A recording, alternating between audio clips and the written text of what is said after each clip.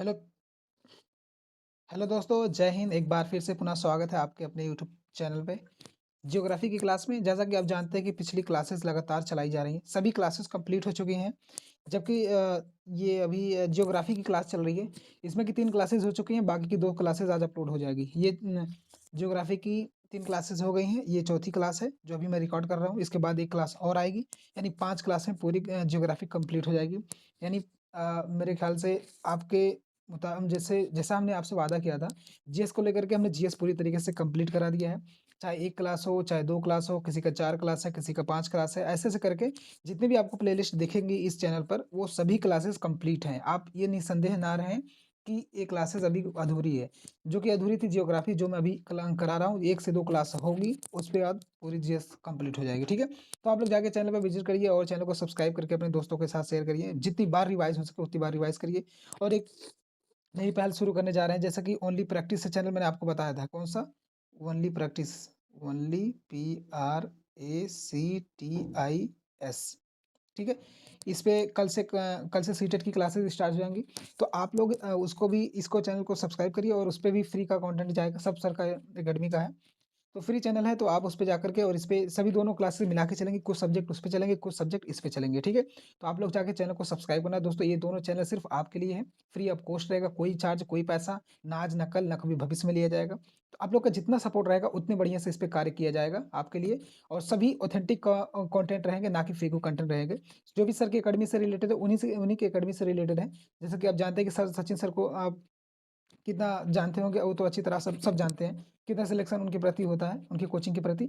तो इसी वो उन्हीं से रिलेटेड कंटेंट रहेगा, वो भी प्रोवाइड किया जाएगा, फ्री ऑफ कॉस्ट प्रोवाइड किया जाएगा। आप लोगों से गुज़ारिश है, आप लोग ज़्यादा से ज़्यादा वीडियो को शेयर करिए, चैनल को सब्सक्राइब करिए और अपना फीडबैक दें। अब आपका फीडबैक ही हमारी क्या होती है, बैकबोन होती है, जिससे हमें और मोटिवेशन मिलता है और काम करने में दृढ़ता आती है, मतलब और एकदम अच्छे से काम करने में मज़ा आती है। तो दोस्तों आपसे रिक्वेस्ट है कि जब इतना हम आपके लिए कर रहे हैं, तो आपका भी हक बनता है कि हमें और आगे तक पहुँचाएँ, ठीक है? इस चैनल को जाके सब्सक्राइब कर लेना। इस पे बस कल से क्लासेस शुरू होंगी। जो भी सीटेट के मेरे भाई-बहन हैं, उनको आप फ्री ऑफ कॉस्ट दिया जाएगा, ठीक है? आप लोग जाके चैनल पे विज़िट करिए, जिनके पास अ, कोचिंग या बुक अफ़ोर्ड करने के लिए पैसे नहीं होते, ये बेसिकली उनके लिए है। बाकी देखने के लिए तो सब देख सकते हैं, मगर मेरा पर्पज़ वही है, जिनके पास जिस भाई-बहन के पास नहीं है, ये उनके लिए मेन पर्पज़ उन्हीं के लिए है। बाकी देखने के लिए तो सभी देख सकते हैं, ठीक है?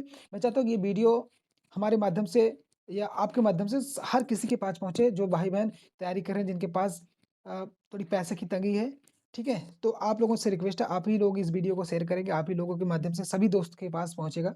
तो आप लोग जितना हमारे पास जितना हम हमें मोटिवेट करेंगे, जितना आपका फीडबैक अच्छा रहेगा, उतने अच्छे से हम कार्य करेंगे। मेरे ख्याल से इस जो चैनल वर्तमान जो चैनल पे मैं इस पे जो चला रहा हूँ, इस पे बीपीएससी 4 की भी वो बीपीएससी 4 भी इस पे कराया जाएगा, पूरे कंप्लीट कराया जाएगा तैयारी और इस चैनल पर सीटेट और सीटेट इस पे कराई जाएगी। मिला-जुला के 2 चैनल हमारे पास है, दोनों चैनल आपके प्रति समर्पित है। इतना कुल मिलाकर निष्कर्ष यही है कि आप लोग फ्री का कंटेंट इस पे देखने को मिलेगा। आपको कहीं पैसा खर्च करने की ज़रूरत नहीं है, ठीक है?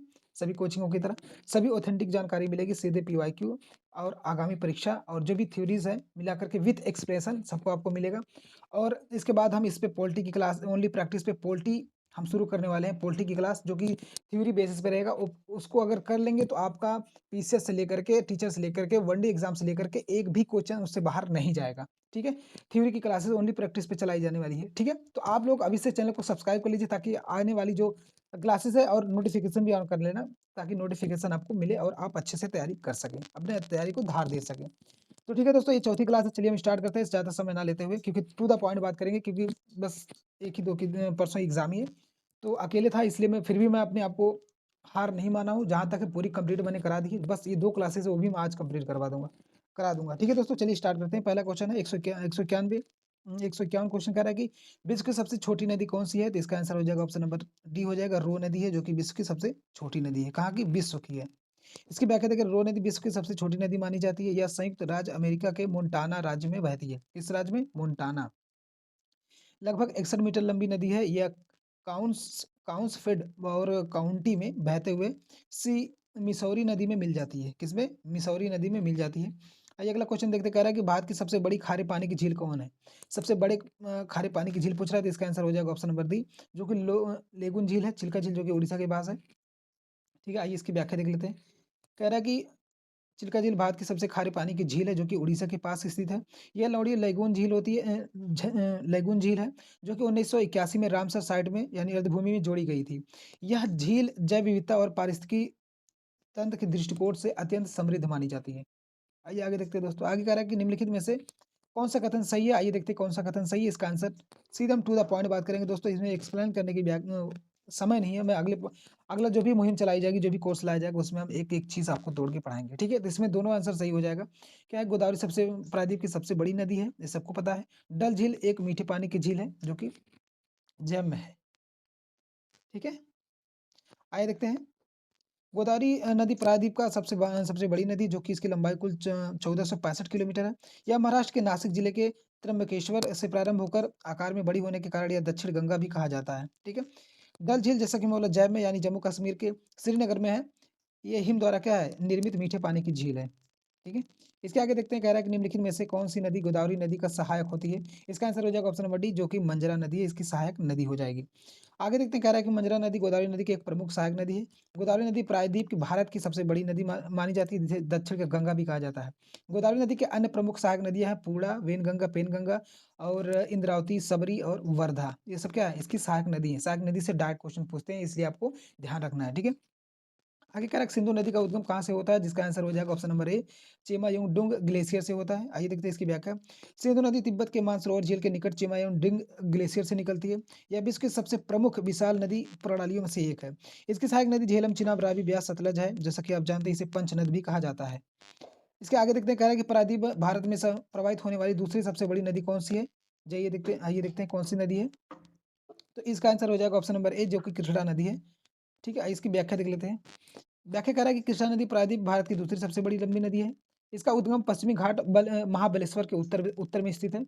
इसकी कुल लंबाई लगभग 1401 किलोमीटर है और इसकी प्रमुख सहायक नदियां कोयना, यरला और वरना, पंचगंगा, दूधगंगा और घाट प्रभा, मालप्रभा, भीमा, तुंगभद्रा और मूसी नदी इसके महत्वपूर्ण सहायक नदी हैं।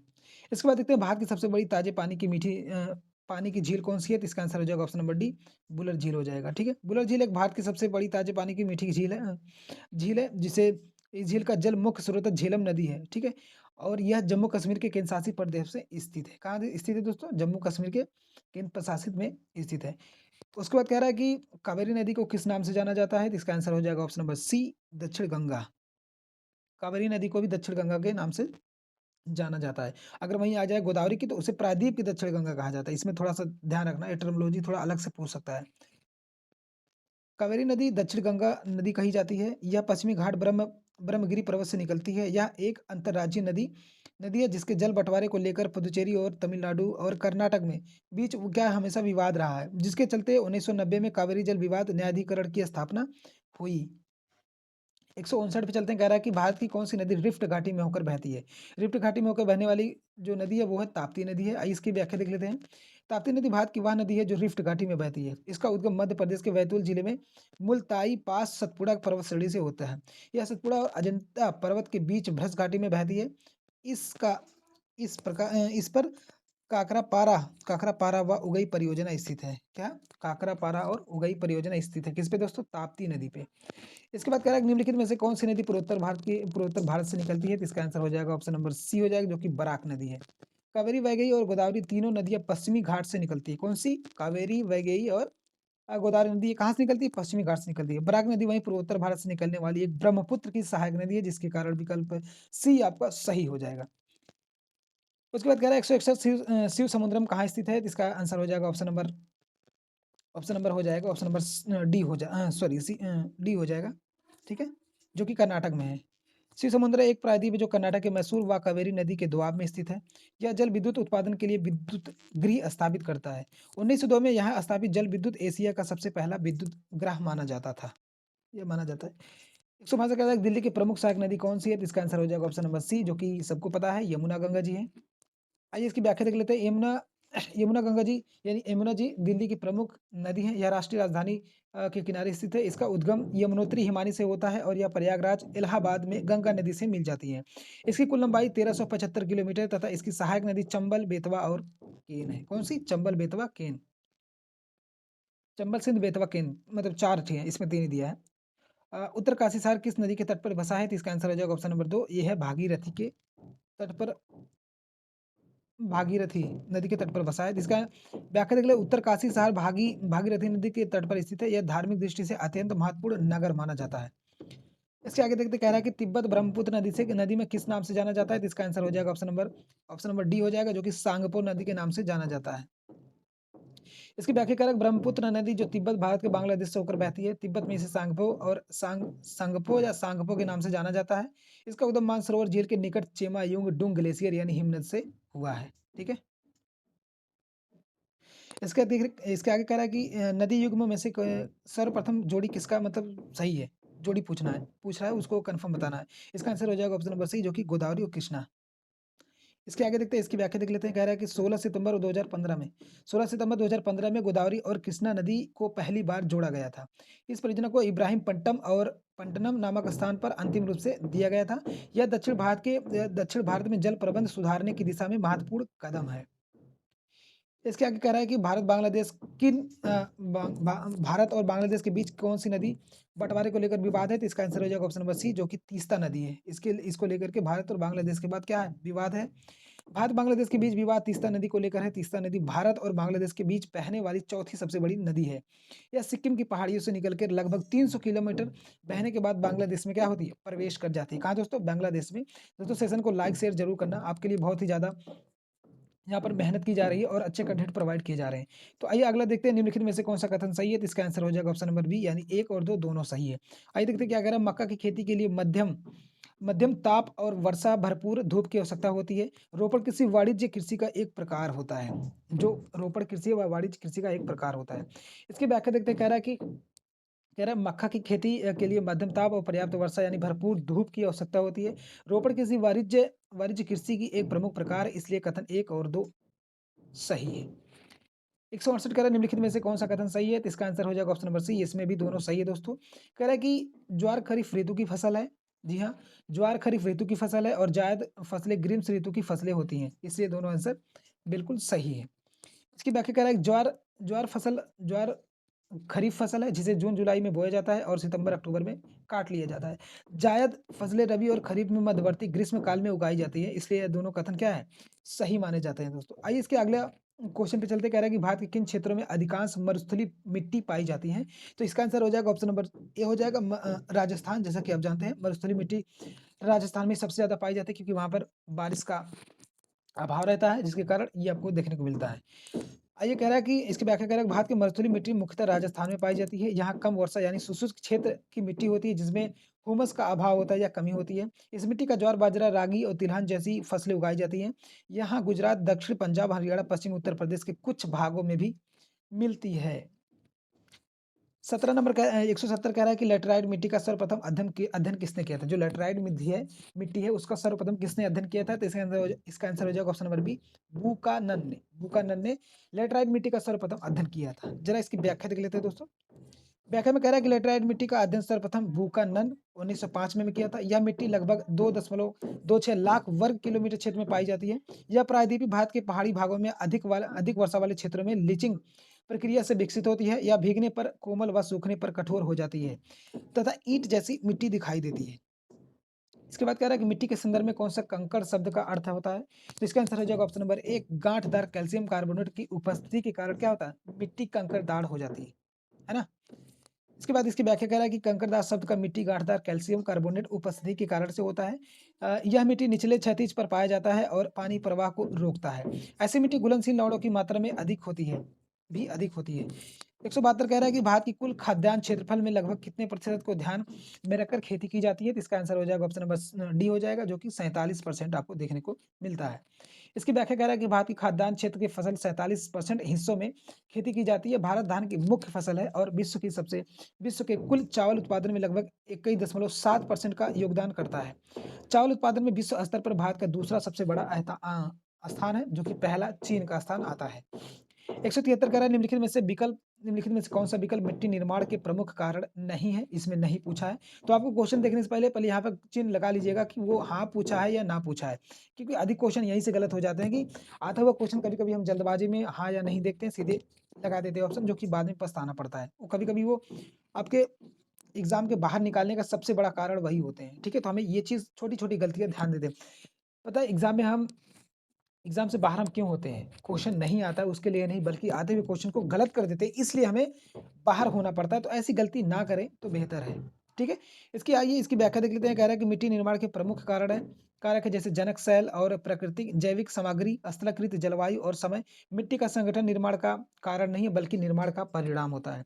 यह मिट्टी की ऊपरी परत की गुणवत्ता और प्रकाश को दर्शाता है। 74 नंबर कह रहा है कि विश्व में चावल के उत्पादन में भारत का कौन-सा स्थान सही है? इसका आंसर हो जाएगा ऑप्शन नंबर बी, द्वितीय स्थान सही हो जाएगा, जो कि पहला चीन का है। 21% 21.7% उत्पादन चावल का भारत में होता है। लगभग चावल उत्पादन में भारत का स्थान दूसरा है और चीन का प्रथम स्थान माना जाता है। या आइए आगे देखते हैं, 175 नंबर कह रहा है कि निम्नलिखित में से कौन-सा कथन सही है? तो इसका आंसर हो जाएगा ऑप्शन नंबर ए, यानी 1 और 2 दोनों सही है। आइए देखते हैं, कह रहा है कि खादर मिट्टी बागड़ मिट्टी से अधिक उपजाऊ होती है। जो खादर मिट्टी होती है, बागड़ मिट्टी से अधिक उपजाऊ होती है। यहाँ पर बार-बार जैसे वो बार-बार जो मतलब समुद्री लहर आती है, क्या होता है, जो मिट्टी है, जो पहाड़ी मिट्टियाँ आती हैं, इस पे हर साल मतलब इस पे ऊपर चढ़ती रहती है, मतलब नई दिशा में होती है, इसलिए उसे क्या कहा जाता है, उपजाऊ कहा जाता है। और ये जो बागड़ मिट्टी होती है, यह निचले हिस्से में होती है, जैसे ऐसे करके होता है। ये ऐसे करके होता है, तो मिट्टी जब आती है, इस पे चढ़ जाती है, यहाँ पे नहीं जा पाती है। इसलिए क्या होता है, वह मिट्टी उपजाऊ नहीं मानी जाती है, मगर इससे ज़्यादा नहीं मानी जाती है, ठीक है? ये सबसे ज़्यादा होती है। लेटराइट मिट्टी भारी वर्षा में अत्यधिक निस्खलन का परिणाम होता है, इसलिए आंसर दोनों सही है। खादर मिट्टी नई जलोढ़ मिट्टी और बागड़ मिट्टी में अधिक अधिक उपजाऊ होती है। लेटराइट मिट्टी अत्यधिक वर्षा वाले क्षेत्रों में सिलिका सिलिका के निष्कलन से बनती है। इसके आगे कह रहा है, निम्नलिखित में से कौन-सा कथन फसल खरीफ की फसल नहीं है? तो इसका आंसर हो जाएगा ऑप्शन नंबर ए, जौ जो है खरीफ की फसल नहीं है। इसकी व्याख्या देख लेते हैं, कह रहा है कि जौ रबी यानी मौसमी प्रमुख फसल है। मक्का, ज्वार, बाजरा तीनों खरीफ फसलें मानी जाती है, बोई जाती हैं। खरीफ फसलें सामान्यतः जून-जुलाई में बोई जाती है और सितंबर-अक्टूबर में काट लिया जाता है। इसके आगे देखते हैं, कह रहा है कि 177 नंबर कह रहा है कि लेटराइट मिट्टी सर्वाधिक उपयोगी किस फसल के लिए मानी जाती है? तो इसका आंसर हो जाएगा ऑप्शन नंबर बी, चाय और कॉफ़ी के लिए लेटराइट मिट्टी अत्यधिक उपयोगी मानी जाती है। इसके बाद कह रहा है कि लेटराइट मिट्टी उच्च तापमान और भारी वर्षा के कारण क्षेत्रों में बनती है। यह उष्णकटिबंधीय और जलवायु के कारण तीव्र निस्खलन का परिणाम होता है। इसी वजह से इसी वजह से यहाँ चाय, कॉफ़ी जैसी पर्वतीय फसल अधिक उपयुक्त होते हैं। इसके आगे कह रहा है, 178 नंबर कह रहा है कि कृषि उपजाऊ भाग को क्या कहा जाता है, जिसे किसान स्वयं उपयोग नहीं ला करके बाजार में बेच देता है? तो इसका आंसर हो जाएगा ऑप्शन नंबर डी, विपणन अधिशेष। क्या कहा जाता है? विपणन अधिशेष कहा जाता है। इसकी व्याख्या देख लेते हैं, कह रहा है किसान द्वारा बाजार में बेची जाने वाली कृषि उपज को विपणन अधिशेष कहा जाता है। यह किसान की बाजार से जुड़ा क्षमता को दर्शाता है। इसका उपयोग कृषि आर्थिक और विश्लेषण में महत्वपूर्ण माना जाता है। 179 कह रहा है कि भारत में प्याज उत्पादन में दूसरे स्थान पर कौन-सा देश आता है? तो इसका आंसर हो जाएगा ऑप्शन नंबर ए हो जाएगा, जो कि भारत है। इसके आगे देखते हैं दोस्तों, इसकी व्याख्या देख लेते हैं। विश्व में सर्वाधिक प्याज उत्पादन चीन में है, दूसरा स्थान भारत का है। बाद में प्रमुख राज्य उत्पादन में महाराष्ट्र और मध्य प्रदेश है और थर्ड नंबर कर्नाटक है। ठीक? इसके आगे देखते हैं, 180 नंबर कह रहा है कि निम्नलिखित में से कौन-सा अवक्षेपण व वर्षण का रूप नहीं है? तो इसका आंसर हो जाएगा ऑप्शन नंबर ए, निक्षेपण आर्द्रता। इसकी व्याख्या देख लेते, कह रहा है कि निरपेक्ष निरपेक्ष आर्द्रता वायु में उपस्थित जलवाष्प की मात्रा होती है। यह अवक्षेपण का रूप नहीं है, बल्कि आर्द्रता मापने का घटक है। वर्षा, हिमपात और ओलावृष्टि सभी वर्षण के क्या होते हैं? रूप होते हैं। 181 कह रहा है कि छोटे भू टुकड़ों पर साधारण औजार व अत्यधिक श्रम के साथ की जाने वाली खेती किस श्रेणी में रखा जाएगा? तो इसका आंसर हो जाएगा ऑप्शन नंबर ए, आदिम जीविका श्रेणी में रखा जाता है। इसकी व्याख्या देख लेते हैं दोस्तों, व्याख्या में क्या कह रहा है? व्याख्या में कह रहा है कि आदिम जीविका कृषि छोटे भूखंडों पर लकड़ी या हर खुरपी आदि से साधारण औजारों का उपयोग किया जाता है। यह समुदाय के श्रम और कृषि प्राकृतिक पारिस्थितिकी पर निर्भर करता है। यह अत्यधिक पारंपरिक और श्रम प्रधान कृषि पद्धति है। ठीक, जैसा कि आपको याद रखना है। 182 कह रहा है कि पृथ्वी और वायुमंडल में जल के हस्तांतरण की प्रक्रिया किन तत्वों के समूह से बनती है? तो इसका आंसर हो जाएगा ऑप्शन नंबर सी, वाष्पीकरण, संघनन, वर्षण और जलवाह। दोस्तों प्लीज़ आप लोग वीडियो को ज़्यादा से ज़्यादा शेयर करना दोस्तों, अपने हर एक दोस्तों के पास ये वीडियो पहुंचना चाहिए जिसके पास बुक और कोचिंग खरीदने के पैसे नहीं होते हैं। बहुत से लोग ऐसे पड़े होते हैं जो जो अच्छी चीज़ें तक उनकी पहुंच नहीं हो पाती। मैं चाह रहा हूं कि हर चीज़ उन सभी भाई बहनों के पास पहुंचे, इसलिए आप लोग वीडियो को ज़्यादा से ज़्यादा दबा के शेयर करें दोस्तों, ठीक है? इसकी व्याख्या देख लेते, कह रहा है कि जल चक्र की प्रमुख विषय प्रक्रिया है जलवाष्पीकरण, संघनन, वर्षा और जलवहन शामिल है। इन्हीं प्रक्रिया से जल पृथ्वी और वायुमंडल में घूमता रहता है, अर्थात समुद्र से भाप बन करके ऊपर जाता है, वहाँ पर से बारिश होकर के फिर समुद्र में जाता है, फिर जाके भाप भर के फिर बादल में जाता है, फिर ऐसी सर्किल चलती रहती है। 183 कह रहा है कि भारत का कौन-सा क्षेत्र है जो वर्षा का अधिकांश भाग उत्तर-पूर्वी मानसून से प्राप्त होता है? तो इसका आंसर हो जाएगा ऑप्शन नंबर डी, कोरल मंडल और रायलसीमा का क्षेत्र, ठीक है? इसकी व्याख्या देख लेते हैं, कह रहा है कि उत्तर-पूर्वी मानसून को लौटता मानसून भी कहा जाता है, ठीक है? लौटता मानसून भी कहा जाता है, या भारत के पूर्वी तट तमिलनाडु पर पहुंचकर वर्षा करता है। इसी कारण कोरोमंडल और रायलसीमा तट क्षेत्रों में अधिक वर्षा होती है। इसके बाद कह रहा है कि तमिलनाडु के पूर्वी तट पर अक्टूबर-नवंबर में होने वाली प्रमुख वर्षा का मुख्य कारण क्या है? तो इसका आंसर हो जाएगा ऑप्शन नंबर बी हो जाएगा, दक्षिण मानसून को पीछे हटना, यही मुख्य कारण इसका होता है। इसकी व्याख्या देख लेते, कह रहा है कि अक्टूबर-नवंबर में दक्षिण-पश्चिम मानसून हटता है, जिसे मानसून निवर्तन भी कहा जाता है। 1 सितंबर से मानसून उत्तर-पश्चिमी पर भारत से लौटता है, शुरू होता है। 15 अक्टूबर तक दक्षिण भारत से हट जाता है। लौटते मानसून की हवाएँ जो है बंगाल की खाड़ी से नमी ग्रहण करके तमिलनाडु की तट पर क्या करती है? वर्षा कराती हैं। आइए अगला क्वेश्चन देखते हैं, कह रहा है कि भारत की कौन-सी मिट्टी कछार और खादर मिट्टी के लिए जानी जाती है? तो इसका आंसर हो जाएगा ऑप्शन नंबर डी हो जाएगा, जो कि जलोढ़ मिट्टी के रूप में जानी जाती हैं। इसकी व्याख्या देख लेते हैं, व्याख्या में कह रहा है कि जलोढ़ मिट्टी का कछार रूपांतरण अत्यंत उपजाऊ माना जाता है। जैसे कि आप लोग जानते हैं ना, जो गाँव में कछार होती है, जैसे गोबर होता है, उसी का कछार बन जो खेत में छिड़के जाते हैं, उससे ज़्यादा उपजाऊ होती है। तो इसका आगे कह रहा है कि सतलज ब्रह्मपुत्र घाटी तटीय मैदान में यह अधिक मात्रा में पाई जाती है या मिलती है, दोनों बात एक ही है। आइए इसके आगे चलते हैं। आगे कह रहा है कि किस क्षेत्र में मिट्टी का निर्माण ज्वालामुखी सैलों के कारण, यानी सैल जो होते हैं वो अपक्षय के कारण होता है? तो इसका आंसर हो जाएगा ऑप्शन नंबर सी, दक्कन का पठार। दक्कन के पठार, सैलों का मतलब होता है जो पत्थर होते हैं, जो छोटे-छोटे पत्थर, जो पत्थर होते हैं, जो पहाड़ होते हैं, उसके ऊपर जो जैसे किसी भूस्खलन के कारण जो ऊपर के छोटे-छोटे टुकड़े टूट जाते हैं, जो सैलों में परिवर्तित हो जाते हैं, वो जहाँ तक कहाँ मिलता है? वो दक्कन के पठार में आपको देखने को मिलेंगे। आइए इसकी व्याख्या देख लेते हैं, कह रहा है कि दक्कन का पठार बेसाल्ट ज्वालामुखी सैल से बना हुआ होता है। इन ज्वालामुखी सैलों का अपक्षय से काली मिट्टी का निर्माण होता है, अर्थात जो पहाड़ से छोटे-छोटे सैल जो गिरते हैं, छोटे नीचे आते हैं, जमीन के नीचे यानी पृथ्वी पर आते हैं, तो वो क्या होता है, जमीन पे आते हैं तो उससे क्या होता है, वो काली मिट्टी यानी रेगू मिट्टी उसी से उत्पन्न होती है, ये आपको ध्यान रखना है, ठीक है? यह कपास के लिए अत्यंत उपयोगी मानी जाती है, ठीक? विश्व में सबसे ज़्यादा प्रसिद्ध है कपास के लिए। आगे कह रहा है कि उत्तर भारत में विशाल मैदान सबसे अधिक पाई जाने वाली मिट्टी कौन-सी है? तो इसका आंसर हो जाएगा ऑप्शन नंबर डी, जलोढ़ मिट्टी की संख्या अधिक पाई जाती है। इसकी व्याख्या कह रहा है कि जलोढ़ मिट्टी पर उत्तर उत्तर भारत के गंगा ब्रह्मपुत्र मैदान में अत्यधिक विस्तृत है।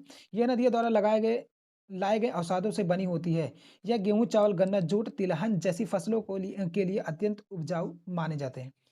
कह रहा है कि निम्नलिखित में से कौन-सी फसल खरीफ की नहीं है? तो इसका आंसर हो जाएगा ऑप्शन नंबर सी, जो कि रबी की फसल मानी जाती है। जैसा कि आप गेहूँ के समय बोते हैं, आपको पता होना चाहिए। ये छोटे-छोटे सवाल है, इस पे गलत नहीं होने चाहिए। खरीफ की फसल जैसे धान, ज्वार, बाजरा, मूँगफली और सोयाबीन आदि खरीफ के अंदर आते हैं। वहीं रबी की बात करें तो गेहूँ, जौ, चना और सरसों इसी के अंतर्गत आते हैं। इसलिए सरसों खरीफ की फसल ना होकर के रबी की फसल मानी जाती है। इसके आगे कह रहा है कि भारत अत्यधिक कॉफ़ी का उत्पादन किस राज्य में करता है? जैसा कि आपको पता होगा, बार-बार पूछा गया पीसीएस में क्वेश्चन है, तो इसका आंसर हो जाएगा ऑप्शन नंबर सी होगा, कर्नाटक हो। अगर वहीं चाय पूछा होता, चाय की बात करते तो वहीं पे असम हमारा सही आंसर हो जाता। इसकी व्याख्या कह रहा है कि भारत में कॉफ़ी उत्पादन मुख्यतः दक्षिण पहाड़ी क्षेत्र में उगाई जाती है। कर्नाटक भारत का सबसे बड़ा कॉफ़ी उत्पादन राज्य माना जाता है। विश्व में सर्वाधिक कॉफ़ी उत्पादन ब्राज़ील में होता है, ठीक है? अगर विश्व की बात करें तो ब्राज़ील में सबसे ज़्यादा होता है। आइए आगे देखते हैं, कह रहा है कि निम्नलिखित में से कौन-सा कथन सही नहीं है? तो इसका आंसर हो जाएगा ऑप्शन नंबर डी, केसर का उत्पादन हिमाचल प्रदेश में होता है। इसके बाद कह रहा है कि भारत में केसर का उत्पादन मुख्यतः जम्मू-कश्मीर में होता है। यह दुनिया का सबसे महँगा मसालों में से एक है। पंजाब गेहूँ उत्पादन के लिए, असम चाय के लिए और प्रसिद्ध है, जबकि कॉफ़ी कर्नाटक के लिए प्रसिद्ध मानी जाती है। इसके आगे कह रहा है 91 क्वेश्चन 191 निम्नलिखित में से कौन-सा विकल्प ग्लोबल वार्मिंग के लिए प्रत्यक्ष कारण है? तो जो ग्लोबल वार्मिंग है, उसका प्रत्यक्ष कारण किसकी वजह से होता है? इसका आंसर हो जाएगा option number C, green house gas उत्सर्जन के कारण सबसे ज़्यादा माना जाता है।